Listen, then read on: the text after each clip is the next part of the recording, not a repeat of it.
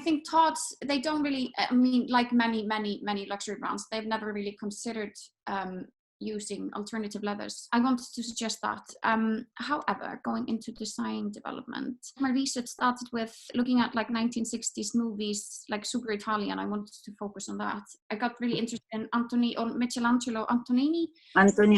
Yeah, and his movies, like the trilogy. I was kind of interested, especially in La Ventura.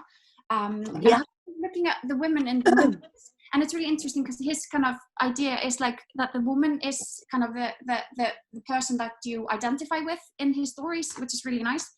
But then I was looking at kind of how and the way they hold their bags in kind of in a peculiar way, and like in a improper way, and I kind of was using that as like my guide to design. Like throwing down their bags and stuff like that, and I was like, how can I make the bag, because Tod's is quite like classic and quite normal like design, so I was like, how can I make the bags a bit more improper for like a natural woman who is like not perfect. I started with the hobo and kind of was trying to make it like a bit more peculiar, improper, and like quirky in a way. And I was just screenshotting from these movies, like every time I saw the women kind of hold the bag in a weird way, and like, brilliant. Yeah, and then I was kind of trying to mock it up because it was just difficult to draw, especially when you have like, I really enjoy being quite hands-on. So what did you mock it up? It's paper. Okay.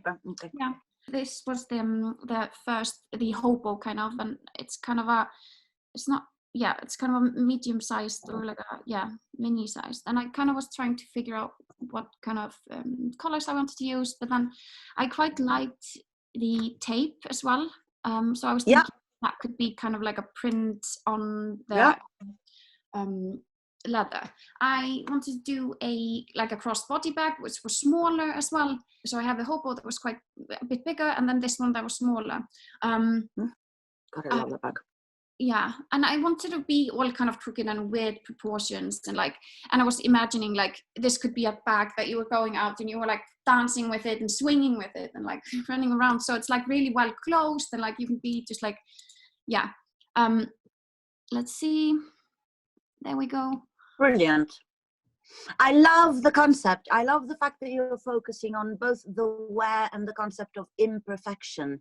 Yeah. And I'm reminding you, I'm just wondering whether you ever know, but there is a famous quote by Audrey Hepburn that happened at around that same time, in which she says, you'd have to Google it because I don't remember it in full, but basically she talks about imperfect. And says, even the word is wrong, because if you read it properly, it says, I'm perfect. But there is this sense of you're celebrating not just the way that the woman is using the bag. So I like the fact that it looks like it has been slammed on the floor while you're dancing next to your handbag, and that's the shape it's taken. So I think it's really, really interesting. I would buy that bag immediately, with a discount for sure. Thank you. Yes, and I mean, that's really interesting. It's not really interesting to me to have like a perfect bag, I guess. So that's great. But like, because I was looking a bit at like 1960s Italian home movies as well, and I was trying to, and I know like Tod's has been using quite like patchwork and stuff like that, which I quite like, especially if you're using the leather or the Pinatex leather. Like the cut-offs could totally be used to do like a nice patchwork, and I quite like this in their show, like here, like last show. But then I again wanted to make it a bit more improper because this is so like, I don't know, nice. So I mocked up kind of a patch, like a patchy patchwork. That's what I called it, in paper again. And I really like, they sometimes use this like T-shaped stitches, which I picked as a way of like fastening it together. And I wanted to do that on this bag and trying to kind of make it a bit more like, improper in a way, and kind of, with like patchwork, but then like a double T kind of in the middle.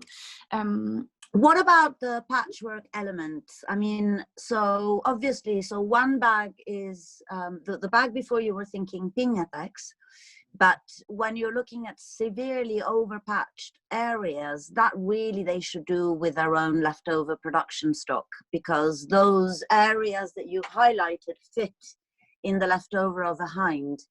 And if Todd really does manufacture in Italy, as they say, then they would have the facility to recollect those. I've had two students who have done something similar for rather large houses. One was this guy called Kevin Jacmanier, who was also at Central St. Martin's, and he started using all of the little bits for a collection of bags that he did for cruise. They were show only, but they were brilliant for Louis Vuitton. And I also have another student who is the daughter of the Ferragamo family, and they produce in Italy, and she's been making all of her jewelry using the leftovers from her family factory. So we know that there is the kind of the type of waste that you're looking for here. So just lodge it in your head as a footnote. I understand it might take the project somewhat complicated, but it's not going to be harmful for you to add that as an extra possibility. You know, that a part of the bag can be made with extreme patching, extreme upcycling, reusing their own leather waste.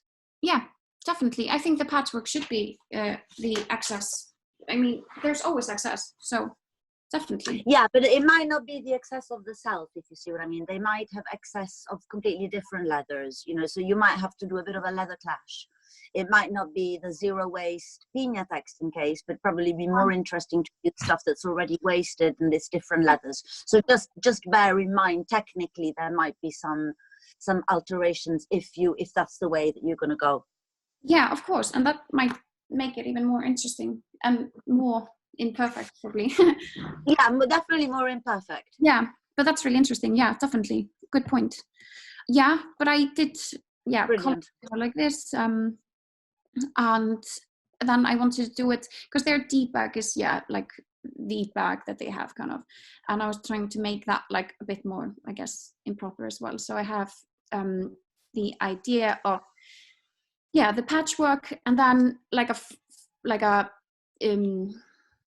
their kind of deep bag detail here going front to back, and it's all kind of crooked and brilliant. And because they were like, maybe you should look into like doing not just bags. So I was like, yeah, for sure. And it's really funny. I found, I realized that I have a Gomino shoe, which is like their iconic shoe. So I was like, oh, great. I'll use that for like, stuff. So I take that out of my, attic. And looking at these movies, so it was like a scene where she was like taking off her shoes and like throwing them off, and they were kind of lying on the floor and kind of so I was like, how can I make kind of panels and I wanted to make them a bit feminine. I was like identifying to the woman, like Antonini does. And kind of looking at using the T-stitches as well, and using like a side panel that has like the Gomino, so it can't be lying down.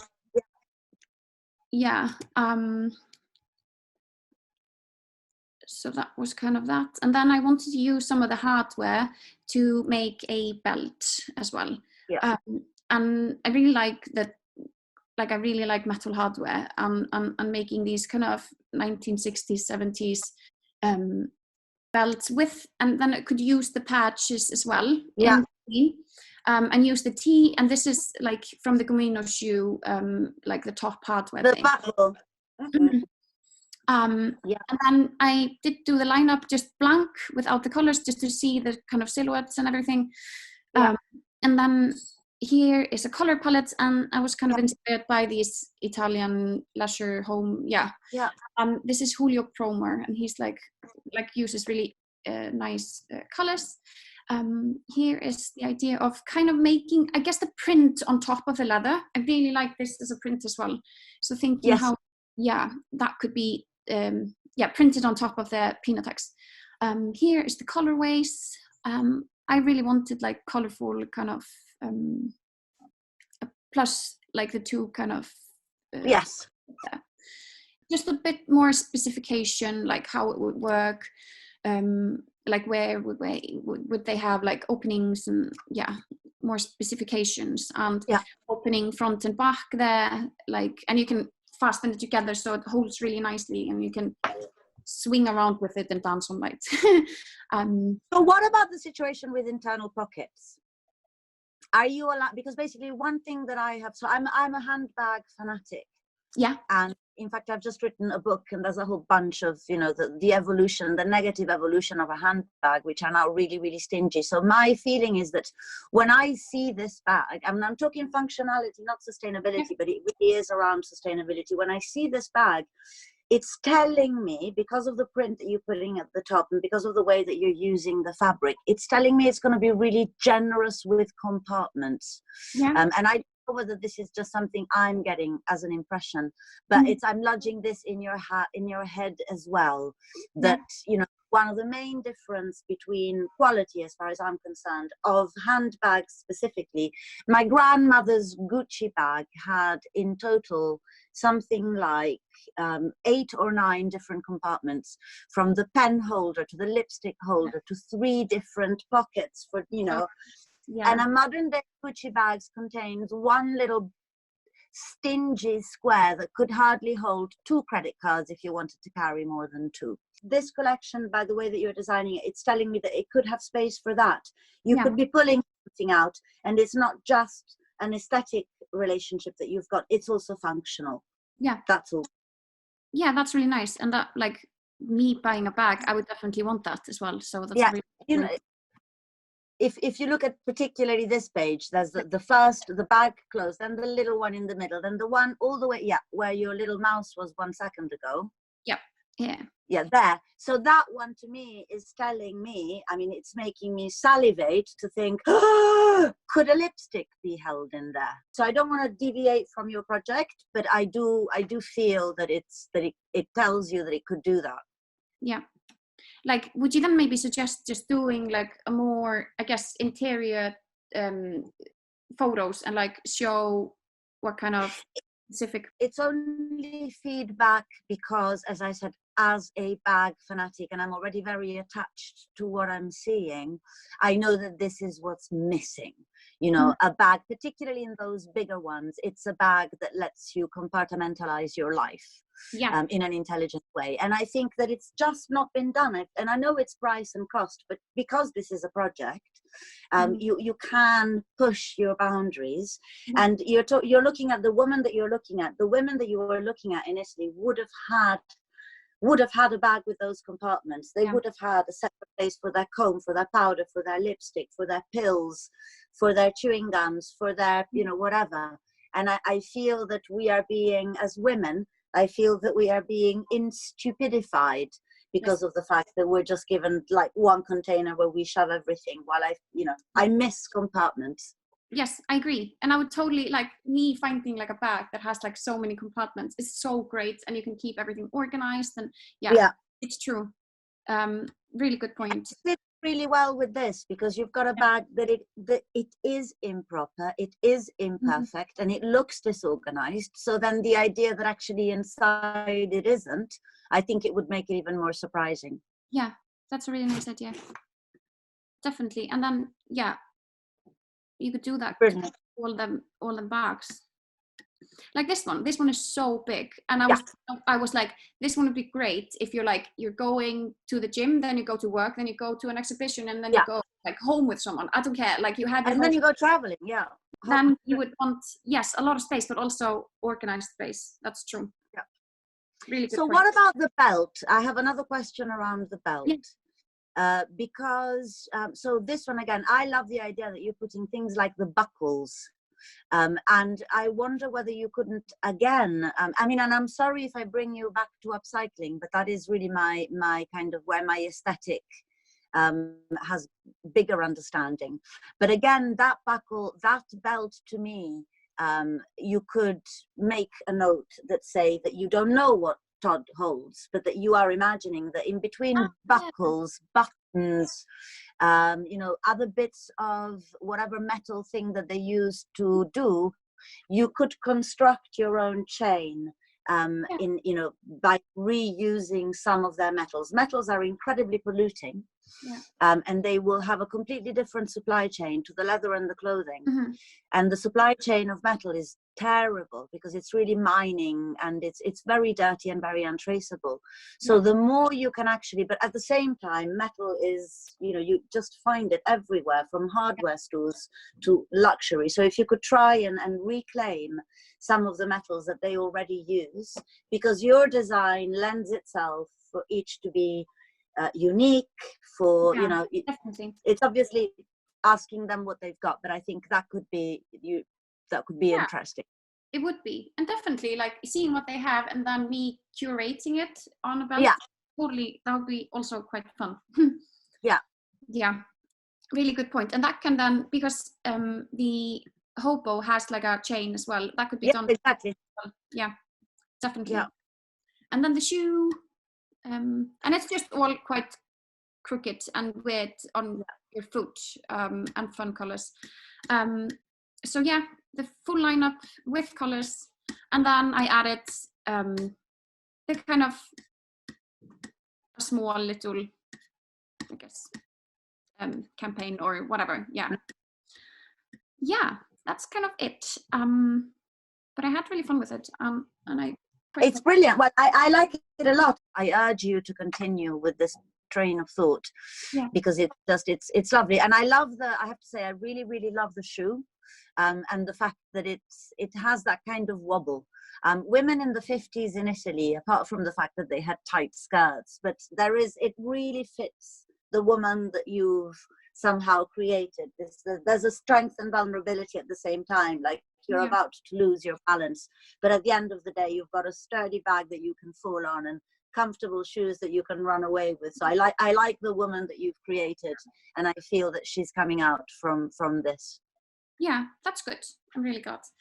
And yeah, really helpful and good points. I kind of want to focus now on especially the interior thing. I think that's really, because when I buy a bag, I really want like somebody who has thought about the interior. So I think that's, definitely. Well, I think the interior of a bag, I mean, you know, really, as I said, I'm pretty sorry if I go onto another level, but because I'm really obsessed with bags, the interior of a bag is, you know, it's all the things that we don't want people to see, but we want to know that they have. So for instance, I'm incredibly messy, but the interior of my handbag needs to be neat, and that it's what gives me the relief. You know, I'm so messy that then I look inside there and everything is compartmentalized, and it helps me. And I think it's important, and it's having lost it, it's, you know, it's one of these quality things that really is hugely noticeable. And I think we all stand together and bring back pockets inside bags. Yes, that's true, definitely.